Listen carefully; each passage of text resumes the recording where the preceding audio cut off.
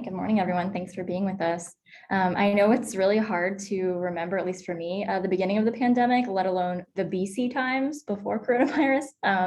But we're going to kind of start from the beginning here. When the pandemic began, the U of Health communications team mobilized communicators across campus, everything from media relations, our web and social teams, our multimedia teams, our people who specialize in print, to address students, faculty, staff, and the general public about COVID news and policies. In December 2020, we began offering the vaccine for healthcare workers. And then in January 2021, additional groups became eligible for the vaccine. So despite seeing a strong and positive response from many, communicators at UF and UF Health quickly realized that there were a lot of populations that were hesitant about the vaccine, particularly in areas of the community with health disparities and inequities. People were concerned with how fast the vaccine was authorized, they questioned ingredients, and they doubted the severity of the virus and the need for the vaccine. So to address that, particularly in Florida, we'd like to think globally and nationally, but we were like, let's start with our own communities in Florida. We created the vaccine hesitancy work group to bring a cross-campus team of communicators and community leaders and creatives together to really address the heart of hesitancy. This group included communications professionals in everywhere from the College of Medicine and IFAS, like us, to human resources and student affairs, in an effort to collaborate on reaching all of our different audiences through different strategies. So this led to us as communicators at UF working together way more than we ever had before. And that's a photo of our little Zoom group. Our goals were to become a regional leader and providing accurate and timely vaccine information, to combat misinformation by analyzing common myths and sharing facts via digital and print materials, to engage with vaccine hesitant individuals through one-on-one conversation to try to help alleviate some of their concerns, and to leverage partnerships with influencers to communicate to those niche audiences that might be hard to reach for us. We consistently shared vaccine information and education throughout 2021 via various platforms, everything from print handouts with Q&As, community member testimonials, social media graphics, virtual town halls where people could ask questions and hear from experts. Seeing success in social media engagement, website views, marketing initiatives, and local partnerships, UF really did achieve its goal of becoming a regional leader in vaccine information, education, and awareness. But beyond meeting a goal, through the many months we spent consistently working together on this, having conversations with people within and outside of UF, and definitely some trial and error, we learned some valuable lessons that we think can be applied beyond this pandemic in our efforts to communicate with vulnerable or underserved populations. So that's what we're here to share with you today. Yes, and so the first big thing that we learned from working in this group was not only the lesson of don't be siloed, but you actually can't be siloed when it comes to tackling something like a pandemic. So to be clear, that wasn't our standard operating procedure. It was not the norm for me as someone in IFAS to be working across campus with all the people that Liana just mentioned. And so that might also not be the norm for you. You might not also be working across departments or reaching out to other organizations on the daily. But one thing that we definitely learned through this process is that the pandemic really affected everybody in different ways, but at the same time, we're all dealing with the same virus, and that meant that we couldn't keep working within our silos. And from the perspective of us being part of the university, we all had to speak with one voice. We're the University of Florida, we're the flagship institution, and so we had to be consistent with our messaging and be coordinated. So really, the pandemic forced us to work together in a way that we've never done before. And even to this day, our interconnectedness is so much stronger. It's kind of, if we were to come away with any kind of silver lining to this, I think it would be that. So the big takeaway here is that collaborations can come out of an immediate crisis and continue that way. And so when we do face down an issue like this, be thinking about how you can break out of those silos. Another lesson that we took away from this is it's really important to evaluate your perceptions and experiences. It's important to keep in mind that each person approaches a situation through a different lens that is shaped by their experiences, their culture, their upbringing. And as communicators, this was really important for us to keep in mind throughout the pandemic. We needed to think about the different lenses through which people were experiencing the pandemic, and maybe differently than we were, and tailor that messaging accordingly, because not every message resonates with every audience, and not every medium even resonates with every audience. Another part of this is not to underestimate the power of hesitancy and misinformation. Many of the people throughout the pandemic asking questions like, does the vaccine change my DNA? Will this make me infertile? When the vaccine came out, many of them were genuinely sharing their concerns and not necessarily trying to spread false information, but they may have been getting information from unreliable sources, and they really were trying to find an answer that was true. So when thinking about perceptions and experiences of various audiences, it's important to be mindful of cultural and historical sources of hesitancy as well. Many of the concerns that were also circulating that I'm sure we all saw on social media stemmed from a mistrust of healthcare that came from very real experiences like the Tuskegee study. So that's something you need to be sensitive to when communicating with vulnerable and underserved populations. So it was really important for us throughout the experience to not just write off questions that seemed, maybe outlandish to us as communicators who work in academia, but to address them with an approach that said no question was a bad question, no concern was a bad concern. And the goal was to really have transparent conversations using facts and approaching interactions with empathy and compassion instead of judgment. So an example of something that we did based on that was a handout we drafted called How to Talk with People About the Vaccine. And we used this to offer tips on how to communicate openly with family, friends, and colleagues in a non-judgmental way. So this piece wasn't about here's the facts and the science. It was more here's how to open an avenue of having a discussion that could lead to a good outcome. And the last part of this lesson that I think is important to remember is that audiences and their views are not static. And perceptions do change over time, and sometimes that's good. That was our goal, right? Was to change people's perceptions for the better. And we followed research from the Kaiser Family Foundation throughout our work and noticed that sentiment would shift for various groups at different times. So it was really interesting to kind of keep seeing that data and seeing how it was changing. So when you're thinking about a situation where views are going to shift, we think it's important to remember that views and practices also don't change instantaneously. Excuse me. It's kind of like changing a routine or breaking a habit. It takes persistent effort. You just have to keep at it, and eventually you will chip away. And some people will not change their minds, and I think that's a really important realization to come to. In all the time we spent on this topic, we realized that we're not going to reach everyone. We're going to do our best, but it's not possible to change every mind. So we really focused on the minds that we could change and hone in our messaging on those populations that were sort of more on the fence, so to speak. That's right. So, how do you best reach audiences whose views and feelings are so often in flux? This is an evolving situation. And a strategy that we hit on and continue to use was just to make those messages very personal. It's really about meeting people where they are in terms of their attitudes and decision-making processes. And at the end of the day, what's going to resonate with a lot of people, no matter what their background is someone else's personal story that they can connect with, that they can say, oh, I identify with that experience. And that really can start to open some hearts and minds. So, we took this big message about get vaccinated, and we made it personal by making sure that it came from real people and based on their real lived experience. So, while each of these people was ultimately advocating that people get vaccinated, their story that they told was unique to them.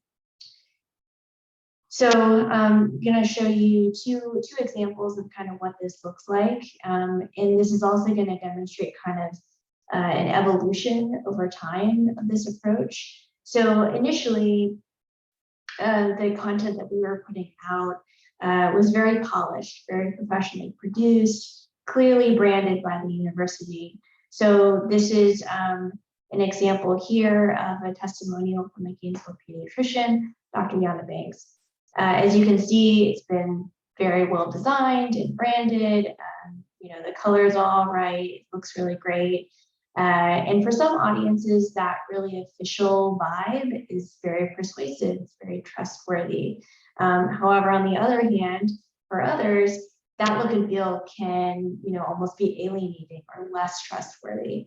So over time, we kind of changed our approach to being less polished and branded, and more content that was more immediate and less produced. So I'm going to transition now to showing you a video that was made later on in the pandemic that illustrates this approach.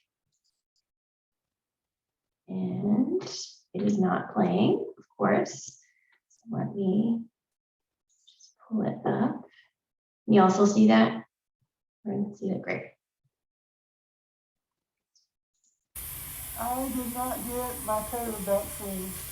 I was careless. I got very sick. I want to let everybody know it's a very dangerous disease. It kills people. It kills healthy people like me. And if anything I can say to encourage you, go today, get your vaccine. Don't hesitate. You do not want to get COVID. It's a terrible disease and it makes you very sick. Please listen to me.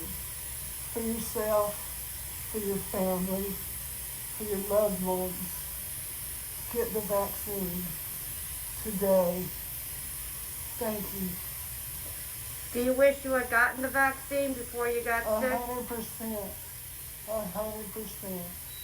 And as soon as I get out of here and get well enough, straight away, I'm getting the vaccine. Immediately. And my husband too. Your husband's sick too, right? Yes. Don't be careless. Don't be stupid. I mean, that's a harsh word, but your life can depend on it. Your family's life can depend on it. You have people that are depending on you. Please get the vaccine.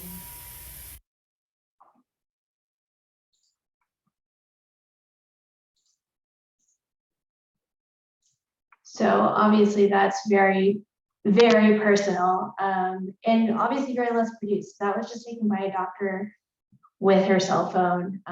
She had the permission of this patient to do that, but she was speaking, right there from the heart to people. So again, demonstrates kind of the evolution over time. It's still using that very personal touch, but obviously delivered a little bit differently. Yeah, and so that leads to lesson 4 that we learned, or that we did, was recruit partners. So you saw a doctor in the first ad, so to speak, and then a patient in the video, and we kind of thought of those people as our champions. So we recruited internal and external partners who could translate messages to the larger community and provide that human face and touch that Sam was talking about. So we were thinking, when we were doing this, we were thinking especially of influencers in rural areas, Spanish speakers, people who are really active in their communities that, were well known and well liked, to use their voice to participate in our campaign through various channels. And so we reached audiences with internal experts like our physicians and our scientists, and community champions through channels like town halls, where people could watch an expert talk via Zoom and share questions, any question they wanted about the vaccine. We had media interviews, vaccination events where there would be a champion there to talk to people about their experience, flyers, social media posts, radio PSAs, videos. I mean, we really tried every tactic out there. And in addition to featuring those community members in our campaign, we gave them tools to have one-on-one and group conversations, like that how to talk about the vaccine handout I mentioned, like Instagram stories ads that said, I'm a vaccine champion, ask me anything, Zoom backgrounds that they could, have in the background on their meetings to kind of prompt conversations, scientific information from our experts that addressed some of those frequently asked questions. And the reason we did that is because if you're going to recruit partners, you need to make it easy for them to help you spread your message. And we did this through a centrally available virtual toolkit on our website that included downloadable signage, social media posts, FAQ handouts, brochures, templates that people could use to promote their own vaccine events, all branded with U of Health to lend some credibility to the materials, and then pairing that with some of those more grassroots tactics that Sam mentioned. Right, so our fifth and kind of final lesson from the pandemic is be ready to pivot. As I'm sure everybody can relate to, there were definitely some ups and downs, times where it seemed like perhaps there was some light at the end of the tunnel, times where there was going to be a surge or some other kind of unexpected change. And so I often like it to, the pandemic is like riding a roller coaster in the dark. You think it's headed in one direction and suddenly you're upside down. And so the point here is that,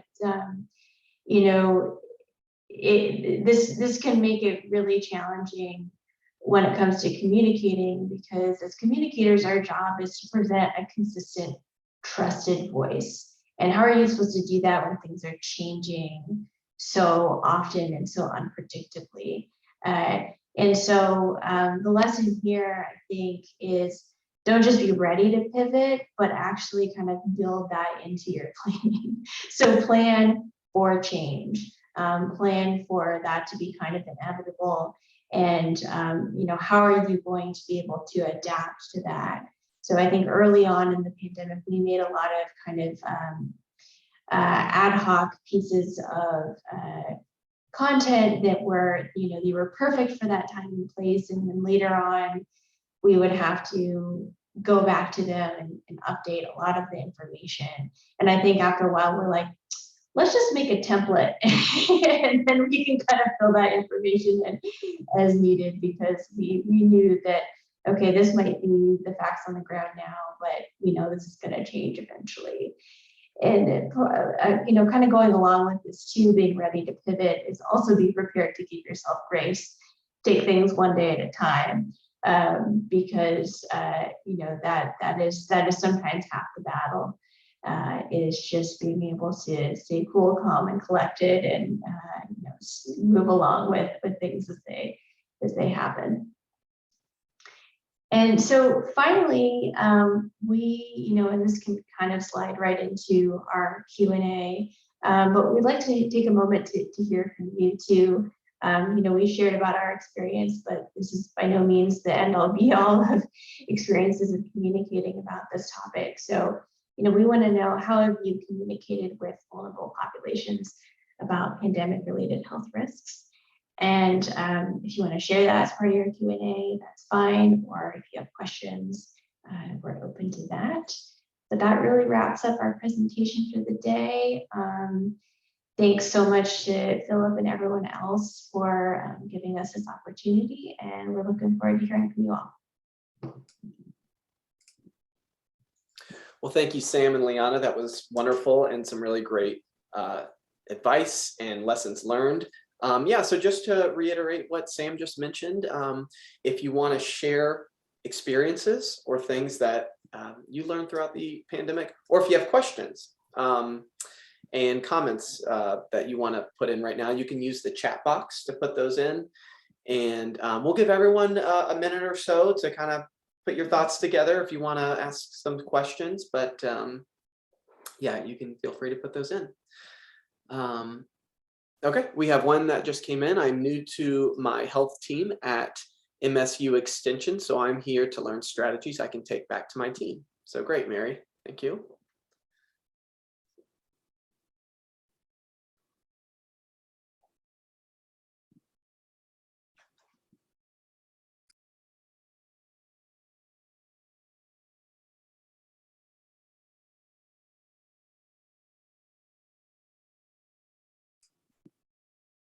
One question I was thinking about as I was listening, and feel free for everyone to keep typing those in, for researchers and experts that might be listening, or for people that on this webinar that work with researchers and experts that may be looking to have a more public audience, right? Kind of break the ice and start communicating with the public. What would be some like initial, you gave some great advice, but like first steps, right? Like if you're maybe used to talking a little bit up here and you want to, bring it down to more of a public audience, what would be the first step, you would say, the first couple steps? So coming from a reporting background, our what we say in the College of Journalism is, say it like you're talking to your kid, or, like you're talking to a kindergartner. I know it's difficult a lot of times for researchers and doctors to kind of adjust from talking to their peers to talking to the lay public. And even when they're talking to their patients, they're having a one-on-one conversation. So I think it's easier, but when they're talking to like a wide audience, I think they kind of tend to revert to more of that high level, like what you're saying, Philip. So I think it's important to say it as plainly as you can and not worry about dumbing it down, so to speak, but say it like you're talking to your grandmother or a kid. That's what we like to say. Yeah, and just to add to that, I think oftentimes our researchers are very used to talking to their peers, or even their direct stakeholders. And it's good to remember that those audiences have just a different level of understanding, different assumptions about the world that really can't be applied when you are talking to a more general public audience. So it's not, sometimes, the reservation is, oh, well, I'm dumbing it down. I'm not giving the level of detail that I need. And the truth of the matter is that it's actually that the details needed are different. That actually the audience you're talking to is not immersed in this topic in the way that you are every single day. And so really you need to be thinking about what are those foundational ideas that might be missing and how can I address those before I get to that higher level. So, everything, it's like, your knowledge, if you think of it as like a house, okay, it's built on a foundation. What are those essential things that somebody needs to know? Yeah, and also if you have a communications team or a communications staff member, I encourage you to reach out to them. That's what we're here for. We're here to help get the work out to the public in a way that they understand. So I know a lot of groups don't have a large team, but if that is a resource you have, I highly encourage you to start tapping into it. Yes, precisely. Yeah, and there's been some chats, and I know, Liana, you replied to one, but I'll go ahead and read it out for everyone. Many of our residents in South Florida come from countries where they fear the government, so reaching out to them is difficult. We had to target churches where they feel more comfortable. Did you all do the same? FEMA says that 30% of the US population cannot read for a variety of reasons, so they encourage the use of pictographs. Did you all do the same?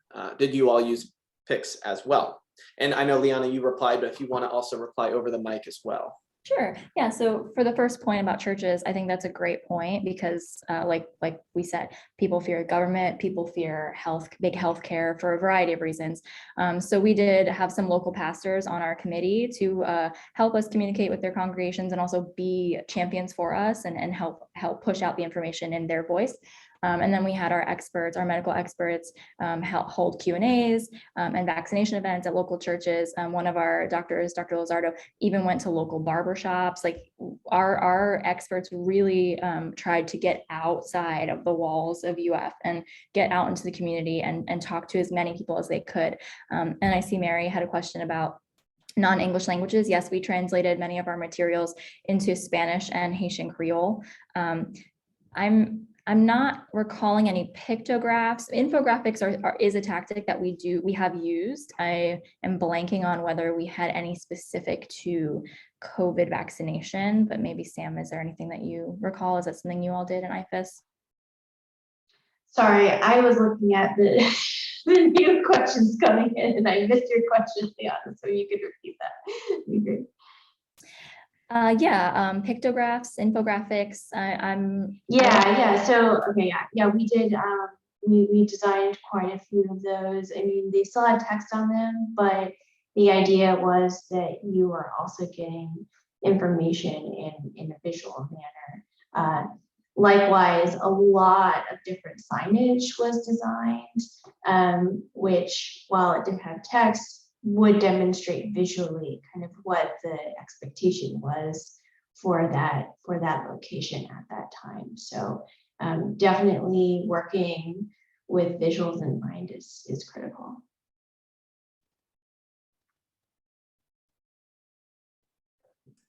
Yeah, so continuing on with the questions, there was one that said, can you talk about partnerships you found to be useful besides medical experts? I can pick that up. So or start with that. So as you probably know, within IFAS, we're the that we contain that arm of the land grant mission, which is to extend knowledge through our extension offices and extension faculty. So in Florida, we have an extension office in every single county. There are 67 counties.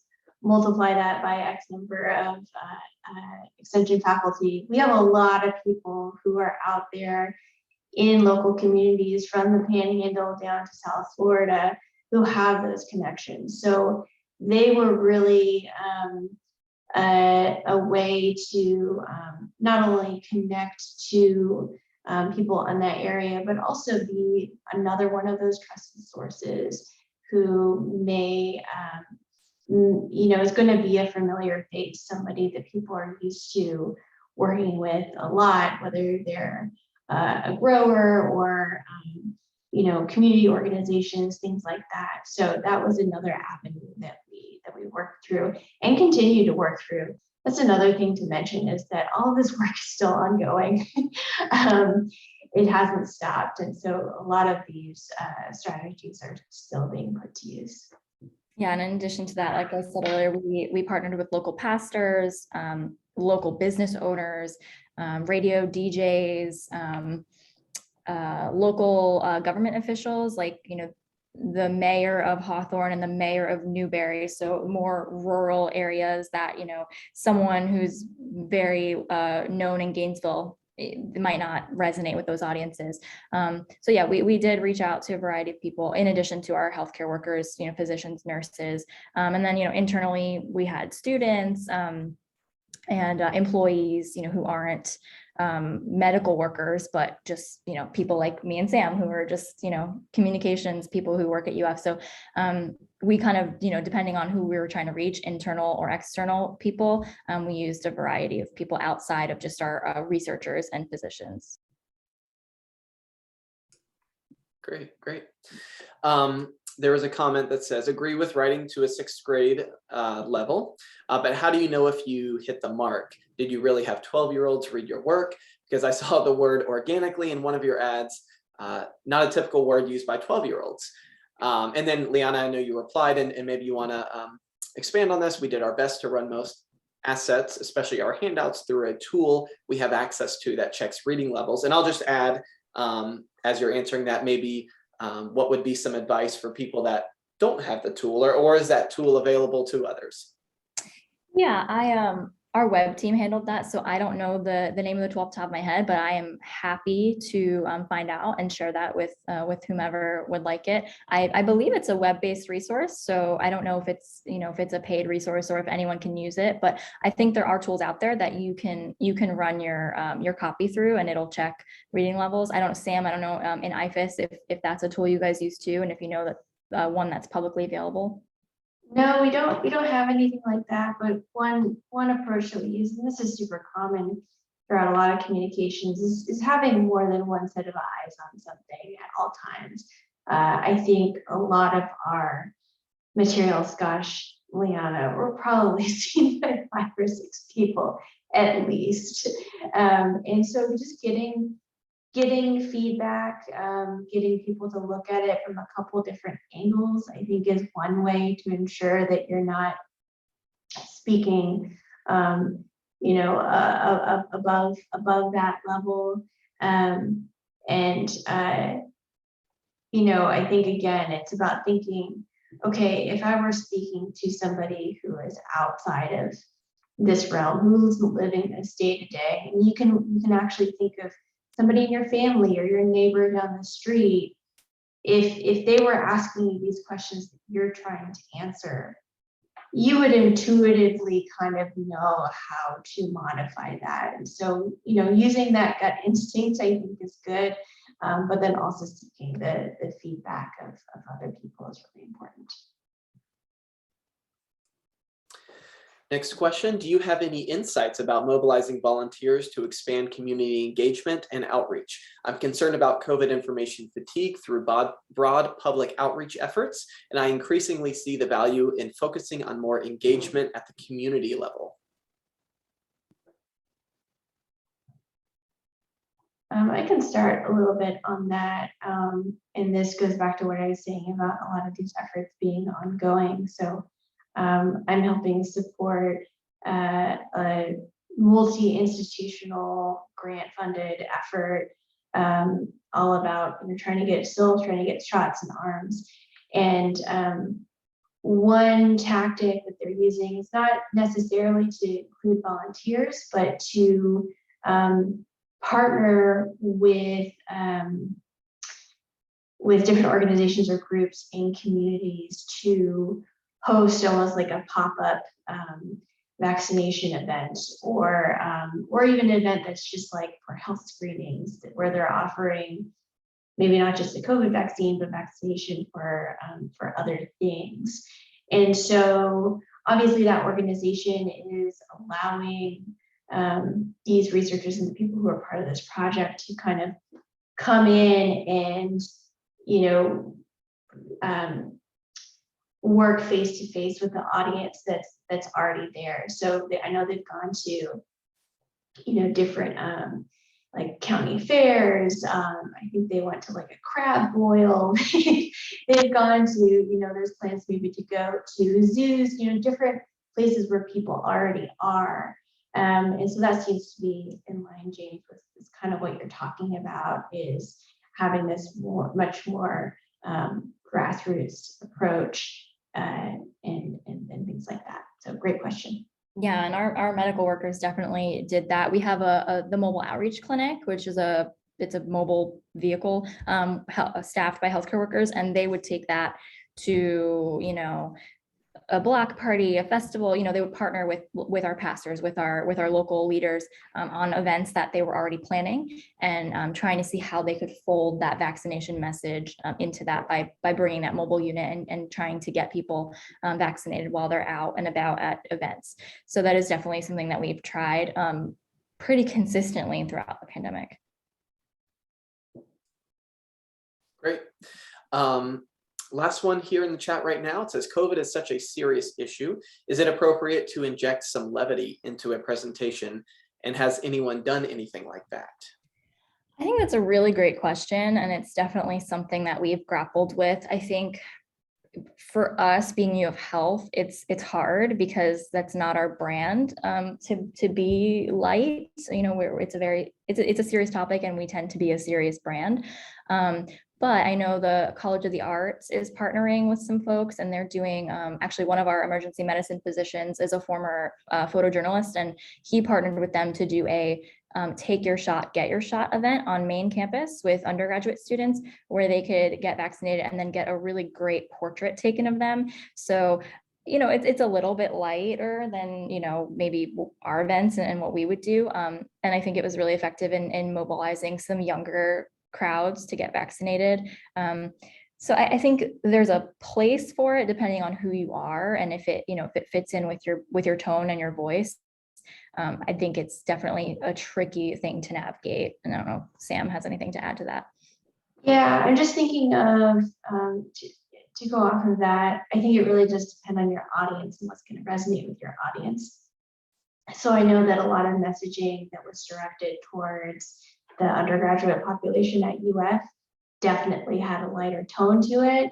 A lot of messaging went out about, safe practices to do over winter and spring break and stuff like that.